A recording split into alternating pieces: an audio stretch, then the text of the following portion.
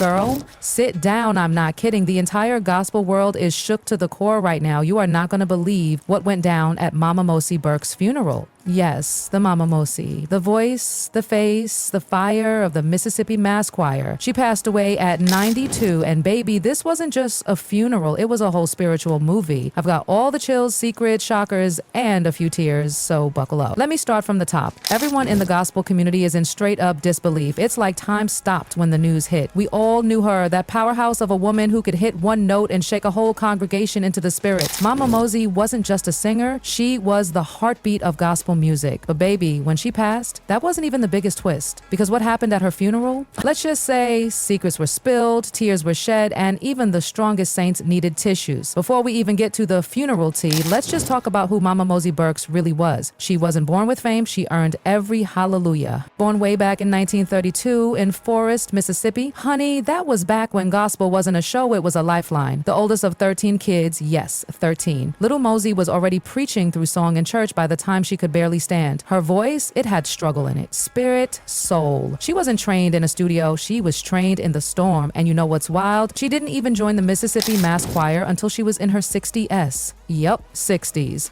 Just when most folks are winding down, she lit all the way up. That's when she gave us When I Rose This Morning, which, be honest, still gives you chills, doesn't it?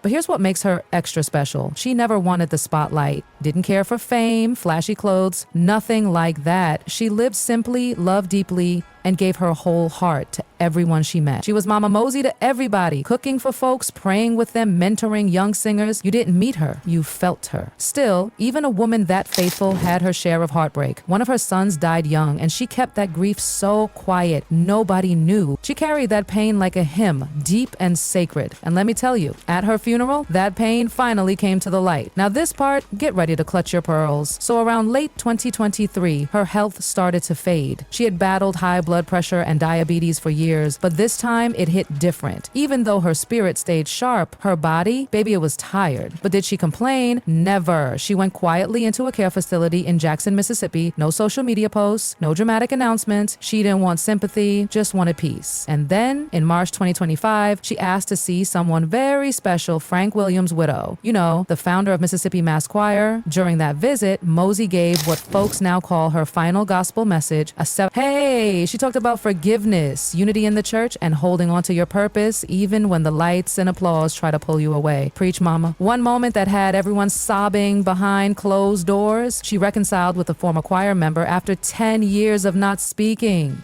Yep, they had beef over a tour drama, but as she neared the end, she reached out, asked for peace. That's who she was, y'all. A peacemaker to her last breath. And when she knew the end was near, she had two requests. Play me some of that old school gospel and make sure the choir sings me home. She passed on July 3rd, 2025, peacefully, surrounded by her kids, grandbabies, and closest church family. But hours before that, she left one last message, a voice note. And honey, when they played that at her funeral, people lost it. Her homegoing service, oh honey, it was like the Super Bowl for saints. Held at the Mississippi Coliseum, it was packed from wall to wall. Thousands showed up. From Detroit to Houston, choirs arrived in buses with robes and banners that read, "Well done, Mama Mosey." Like the city couldn't even hold all the love. When her casket rolled in, white and gold, topped with lilies, with a sash that read "Servant of the Most High," baby, there wasn't a dry eye in the house. And then the choir hit us with When I Rose This Morning. And her voice, echoed through the speakers. It was like heaven opened up. But the moment that got everyone bawling, they played that voice note. She said, "If you're hearing this, I'm already with the Lord. Don't cry too long for me. I lived with joy. I'm ready. But let my life be a reminder. Sing with purpose, live with love, and don't wait until you're dying to say what you should have said living." Baby, you could hear sobbing all over the Coliseum, ministers dropping their heads, choir members wailing, and then a standing ovation right in the middle of the funeral. That's the power she had. This guest list, whew! Shirley Caesar, Dorinda Clark Cole, Hezekiah Walker, Tamela Mann, girl, yes, she was there and she sang her soul out. Every single one of them either spoke, sang, or sent a tribute video. But wait, not everyone came. A certain gospel celeb, one who worked real close with Mosey back in the 2000s, was noticeably missing. The family said nothing, but the internet? Ooh, they noticed. People whispering about some unresolved issues. You know how gospel circles are. Holy, but petty when they want to be. And if you think that was emotional, wait until I tell you this. Her 9-year-old great-granddaughter walked up to the mic, little pink dress, trembling hands, and started singing, "I Won't Complain, Baby." I'm telling you, the spirit dropped like thunder. People were standing, clapping, crying. By the end, the whole choir stood behind her and joined in. Pure anointing. And then came the private graveside ceremony. So you thought the Coliseum funeral was it? Oh, baby, you have no idea. The crowd, the legends, the music. Sure, that was breathtaking. But what came after? At her private, not for the public graveside service. That's where the realest, rawest, and most unexpected moments of Mama Mosey's goodbye unfolded. Let's talk about it. After the Coliseum cleared out and the church buses started rolling home, only a handful of people were invited to a hush-hush, intimate graveside ceremony in Forest, Mississippi, her quiet little hometown where it all began.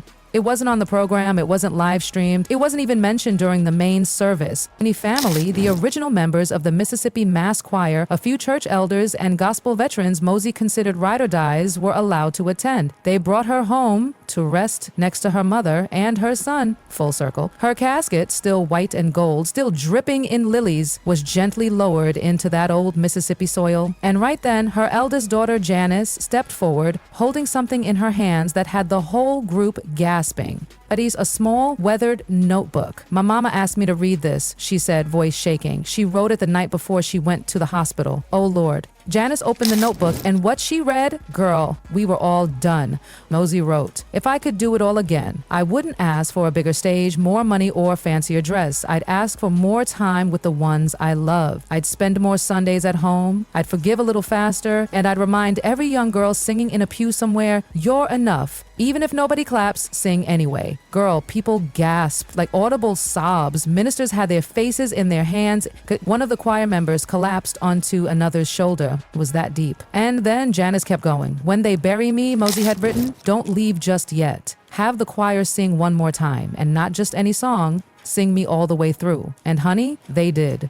With no mics, no lights, no social media going live, just grief and grace. The Mississippi Mass Choir formed a circle around her grave. They started singing "I'll Fly Away," but not like a performance, like a prayer. Their voices rose together, cracking with sobs, but pushing through, because that's what Mama Mosey taught them.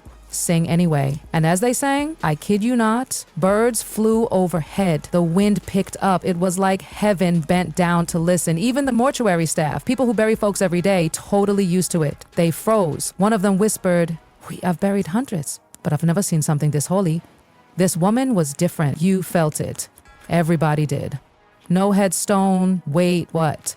But then came another twist. After the song ended and people were laying white roses one by one on the casket, someone asked about the headstone, and the family said she didn't want one. Not yet. Girl, chills. Mosie left instructions that the ground be left untouched for a whole year. No marker, no marble, just nature. She wrote, "Let the earth remember me in peace before the world tries to name me something I wasn't. I wasn't." Who says that? Only someone who was 100% spirit and zero ego. Mosie didn't care about monuments. She wanted meaning. And then, just when everyone was about to leave, thinking that was the end, one of her grandsons walked up with a small Bible in his hands. And baby, you won't believe what they found inside. The unvoked nobody knew existed. Her grandson, Reverend Darren, walks up to the group with this worn, beat-up Bible, the one she carried to every choir rehearsal, every church service, every concert. Girl, it still had notes scribbled in the margins and crumpled bulletins tucked inside. But then, between the pages of Psalms and Proverbs, a single envelope, yellowed, handwritten in the most delicate cursive, open only after my homegoing. What is happening? They opened it, right there, next to the grave. Inside was a handwritten letter from Mama Mosey herself.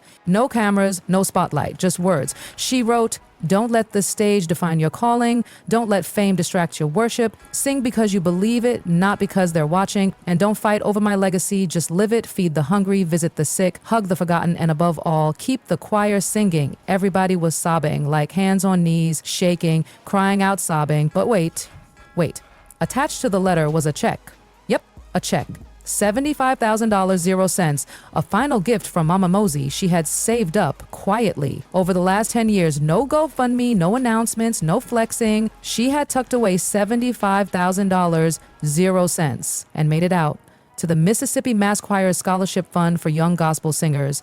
She wrote, "Bless the next generation. Help the child singing in a small church with no microphone, no fancy robe, and no spotlight, because that was me once." That's when people just lost it. Choir members fell into each other's arms. Her kids were wailing. Even the grave diggers were crying, honey, because that's who she was. Mama Mosey didn't just sing gospel, she lived it. Even in death, she was still giving, still mothering, still building the kingdom. One last prayer, one last praise. Reverend Darren stepped forward, tears in his eyes, and said the final prayer. Lord, she didn't just sing gospel, she was gospel. And as the sun set over that little Mississippi hill, her grave surrounded by roses and holy silence, one thing was clear. The world hadn't just lost a gospel icon. We lost a mother, a warrior, a vessel of God.